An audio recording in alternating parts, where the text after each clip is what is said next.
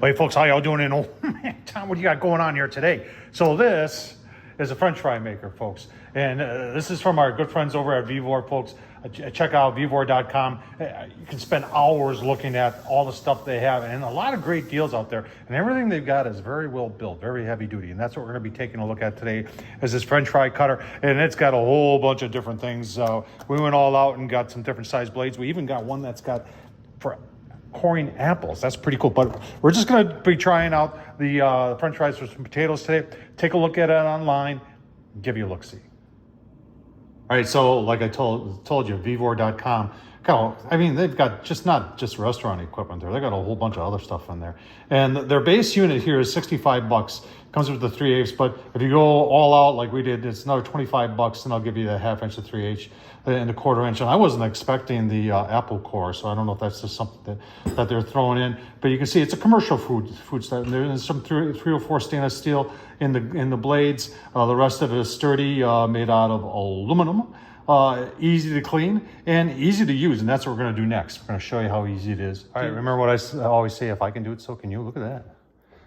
Let's show you how we did that. I just took it, put it in there.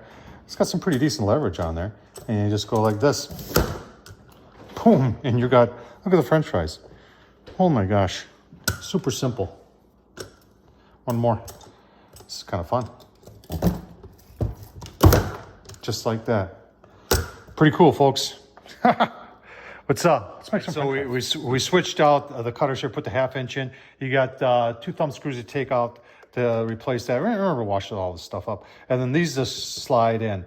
And we're doing, sweet potatoes are hard to do, folks.